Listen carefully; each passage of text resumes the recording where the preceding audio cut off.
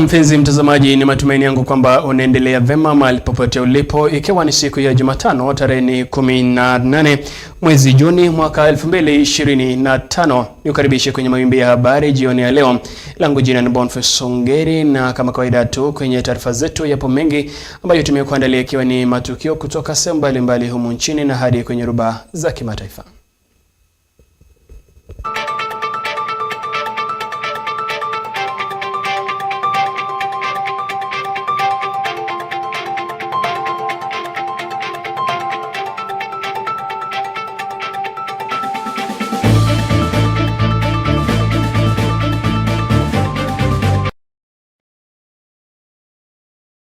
Mtazamaji, tunaanza taarifa zetu kwamba mchuuzi aliyepigwa risasi katikati mwa jiji la Nairobi katika maandamano yaliyofanywa hiyo jana angali hai na anaendelea kupokea matibabu katika hospitali kuu ya Kenyatta jijini Nairobi.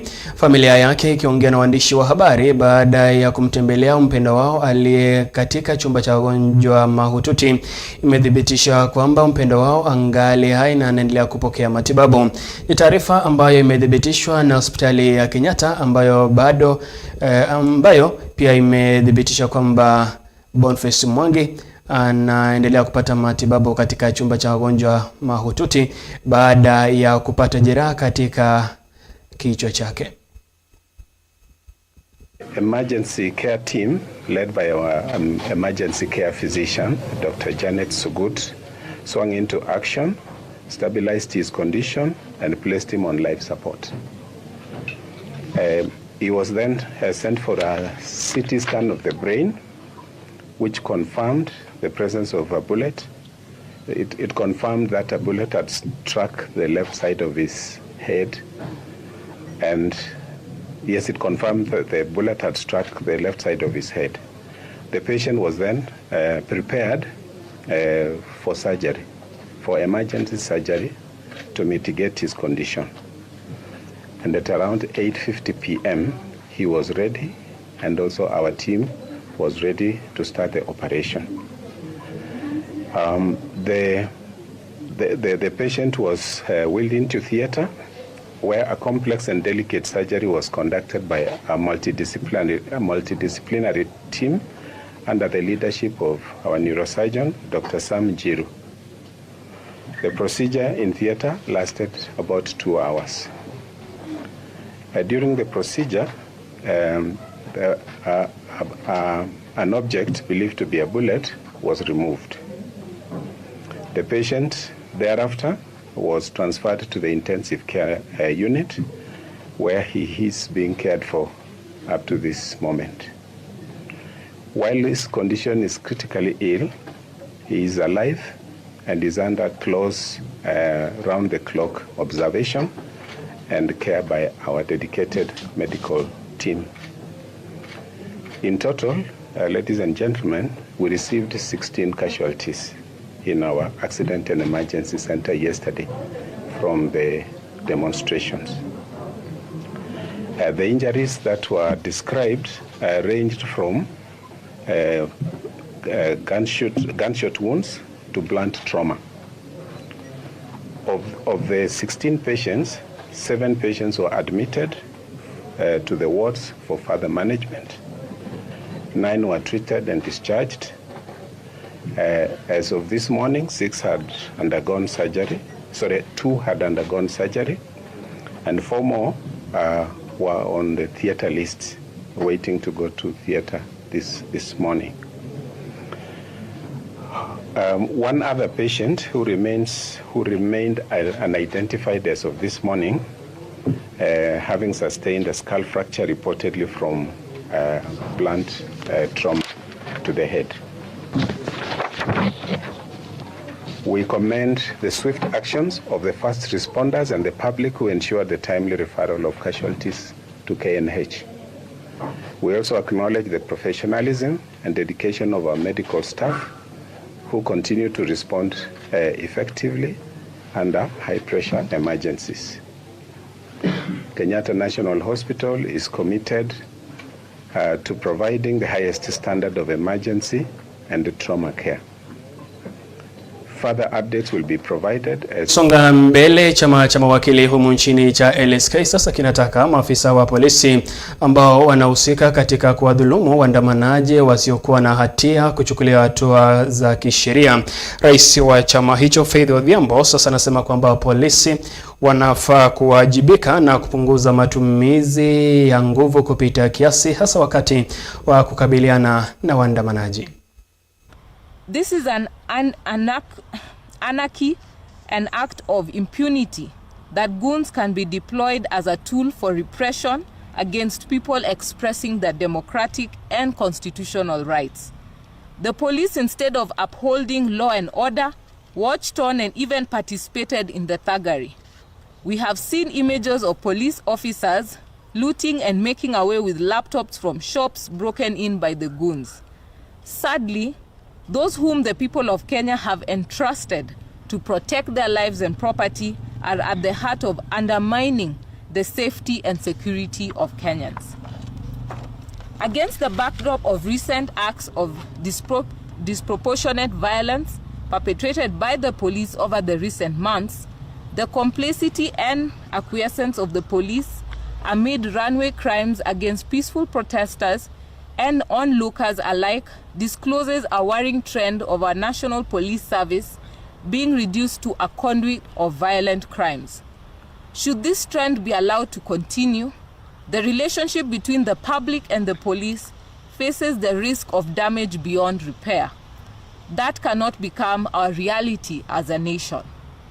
The general chaos that characterized the demonstration resulted into about 17 being reported casualties around the country. In Nairobi, an armed officer was filmed shooting at an unarmed hawker at point-blank range, leaving him for dead despite his non-involvement in the protests. The victim was rushed to Kenyatta National Hospital and is reportedly in a critical condition. We pray for his full recovery and look forward to positive updates from the hospital. I've had the privilege of meeting his father, Mr. John Karaoke, this afternoon, and he confirmed that he had seen his son on ICU tubes, but he's still concerned with the treatment and information being given at Kenyatta National Hospital. He's concerned about the hostility that he's received, irrespective of wanting to know the status of his son and how the treatment was ongoing. And his plea to the president of this country is not even selfishly for his own son. He cries out, raising concern that this is just his son who was shot, but what about the many other sons who will continue to be shot and maimed? And he seeks for justice, that this individual police officer be arrested and indicted and prosecuted before a court of law, and secondly, that the brutality by the police must come to an end. Hayo yakiendelea, mtazamaji, kwingineko ni kwamba viongozi mbalimbali wameendelea kukashifu visa vya Wakenya kupigwa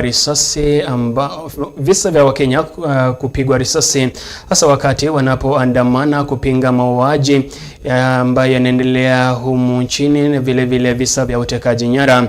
Hayo yakiendelea, mbunge wa Kiharu Ndindi Nyoro pia ameendelea kukashifu polisi humu nchini kutumia nguvu kupita kiasi wakati wa kukabiliana na maandamano humu nchini. Wakati huo mbunge huyo wa Kiharu Ndindi Nyoro ameendelea kukosoa hatua za serikali kama vile kuendelea kukopa, akisema kwamba hatua kama hizo zimeendelea kumuumiza Mkenya wa kawaida. Ni vizuri tuwaeleza hivi. I have been repeating many times every day. The borrowing in our country is becoming unprecedented. Our country can no longer continue to borrow the way we are borrowing if we are prudent enough. That now we are borrowing over 1 trillion Kenya shillings every year. President Kibaki borrowed 1 trillion in 10 years. That is the time we saw Thika Road Superhighway, boma mingi Kenya zikapata stima na masomo bila kulipa. Sasa tunakopa pesa ya President Kibaki ya 10 years in 1 year. We must talk the talk. Tuacha hii maneno ya kuambia Wakenya tunatoka kwa shimo ya madeni. Lakini tukiangalia figures za serikali yenyewe, tunakopa zaidi kuliko awali. There is no way you can continue to get out of the hole if we are digging even deeper. Jambo la pili, hii mambo tunaona ya kuhujumu maneno ya free basic education. We want to alert those who are in government.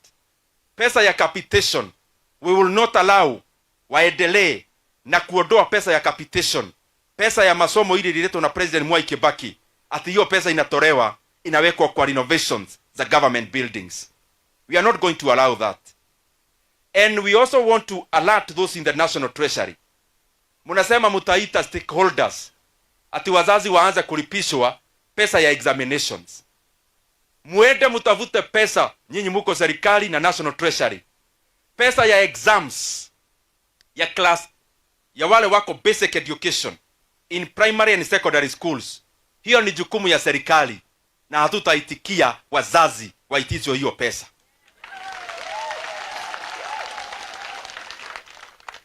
The kind of things we are seeing, non-priority things zikifanyika. Renovations zinachukua mabilioni ya pesa.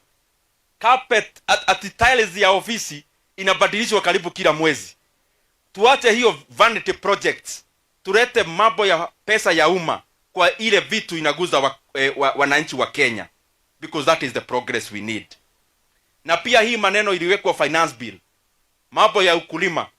Ati watoe input za wakulima from ile tunaita zero rated to tax exempt. Nataka niwaeleze nikiwa hapa Kiharu. Hiyo finance bill ililetwa bunge jana. Hakuna finance bill tunapitisha kama inaongeza gharama ya wakulima hapa Kenya. Those taxes must remain as zero rated. We are not going to allow those taxes to move into exempt. Na hii mambo ni kizungu mingi, lakini ni kuongeza tu bei kwa ukulima. Hiyo nataka niwaambie kama watu wa Kiharu na watu wa Kenya. Hiyo kipengere haitapita kule bunge. Na jambo la mwisho, all of us as leaders, we must prioritize kupatia heshima maisha ya Wakenya. Kenya cannot continue the way we are going. We must hold this descent into an abyss. Ya kwamba young people, badala ya watafutiwe kazi, hata wale wenyewe wanahasu kwa streets, tunaenda kuwaumiza wakiwa wanatafuta pesa. We can no longer continue as business as usual in our country again. Wale watu ambao wanahusika, tunawaambia kwa hizo maofisi kubwa kubwa zote, lazima the sanctity of human life has to be prioritized. The lives of the Kenyan people is sacrosanct. Hii ni maisha ambayo hakuna binadamu anapea mwingine maisha. Na ni vizuri tujue ya kwamba hata tukitafuta mambo yote tunafanya hata ya siasa na ukubwa, tuweke maisha ya Wakenya kwa heshima ile inastahili. The work of the government is to protect Kenyans. It is not to harm Kenyans. Kenyans are paying taxes not to be harmed by the government. They are paying taxes to be protected. Kisunga mbele mtazamaji, ni kwamba askofu wa kanisa Katoliki katika kaunti ya Nairobi Philip Anyolo amewataka Wakenya kuwa watulivu, hasa baada ya vurugu kushuhudiwa wakati wa maandamano hapo jana katika jiji la Nairobi. Katika maandamano hayo, wahalifu walivuruga shughuli iliyokuwa ya amani, wakitekeleza wizi pamoja na kuwaumiza Wakenya wengine. Akikashifu dhuluma hizo, Askofu Anyolo amewataka Wakenya, hasa vijana, kuwajibika, hasa wakati wanapoangazia maovu mbalimbali humu nchini. We are saddened by the instances that happened yesterday in the city of Nairobi during the protests against the killing of Albert Ojwang. We are especially saddened by two things. One, the point-blank shooting of a non-violent citizen who seemed to be just an innocent Kenyan in the city. Two, the free operation of groups of people, goons, with the poles robbing and beating up citizens, destroying properties and businesses in the eyes and without interference by security agencies. We encourage all Kenyans to remain calm, and especially our young people, in the face of the current sufferings, and to be responsible in their responses to the social injustices in the country. Hope in God does not disappoint us, and so let us continue to be guided by the Spirit of God, like Christ Jesus, in the face of suffering for what is good and right. We are calling on all Catholics in our Archdiocese of Nairobi and beyond to pray the Rosary, a marathon of rosaries for the next 3 days for the following intentions. Number 1, respect of human life and dignity. Number 2, for the law and order in Nairobi City and in the country. Number 3, to pray for those who have lost their lives and their families, and even for those who have lost their livelihoods. Number 4, to pray for our leaders, that God may touch their hearts and give them wisdom to realize the... Tukiachana na hayo, mpenzi mtazamaji, ni kwamba Rais William Ruto hii leo amefanya kikao na viongozi wa kisiasa kutoka kaunti ya Kisumu wakiongozwa na gavana wa kaunti hiyo Profesa Anyang' Nyong'o. Mkutano huo ni sehemu ya mikakati inayoendelea ambayo inalenga kuimarisha ushirikiano kati ya serikali kuu na viongozi kutoka eneo la Luo Nyanza. Hii ni baada ya ushirikiano wa Rais William Ruto na kiongozi wa chama cha ODM Raila Odinga. Have made the decision that no one must be out for anybody to be in. We can all be in. You know, we have enough for all of us as a nation to share. And that is the basis upon which Baba and myself have sat down to form the broad-based government, to make sure that inclusion, leaving nobody behind, is the chemistry that makes Kenya what it should be. So you have my commitment on that, and every step that will assist us get the country closer to unity is something that I will drive, and I will make sure that we work on it. We are looking at the expansion of Kisumu County. What we have done is that we are now working on a master plan, a new master plan for Kisumu County. We have already completed a new air control facility which costed the government of Kenya about 3 billion shillings. The next time I'm in Kisumu, I am going to launch it officially because it's done. It was just remaining about 2-3%. And as part of looking at Kisumu as one of the hubs for the region and its expansion. You were supposed to have come to commission Huduma Center in Kisumu. That is the second Huduma Center within our county. In Kenya, it is the 59th Huduma Center. I'm bringing this up because I want to let you know that the people have such access to government services, easy access, and I also want to let you know that the local mama in the village can now go to get birth certificate, and the turnaround time is 20 minutes. You go to register, within 20 minutes, you leave with your birth certificate. Identity cards, within 1 week, at most 9 days, you come out with the identity card. This is one of the things that we are celebrating you for, because you've brought access, you've brought services closer to the people, and we are benefiting from that. For being the president that sees Nyanza as being part of Kenya.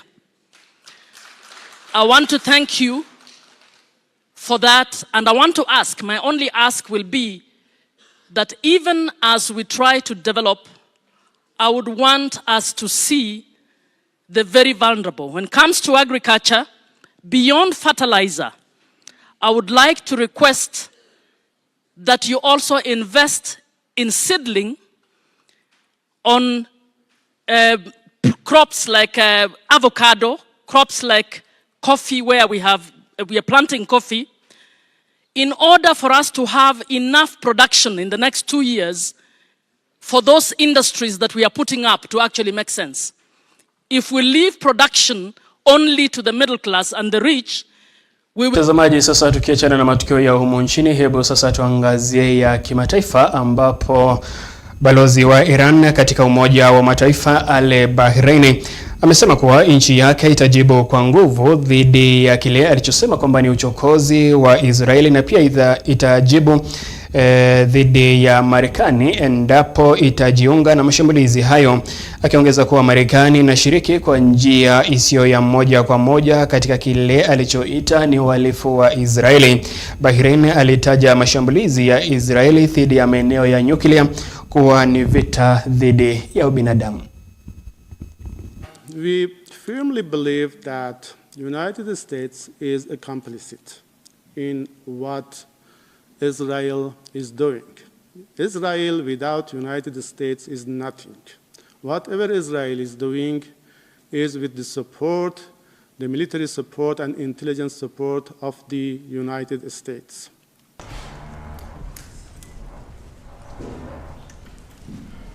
Is a complicit in what Israel is doing. We are totally ready to give appropriate response to any development.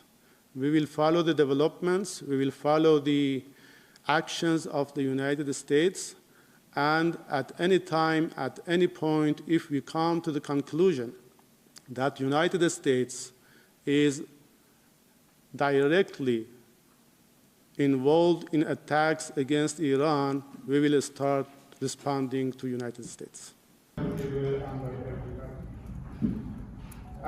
the third point is that the remarks made by Donald Trump are completely unwarranted, are very hostile.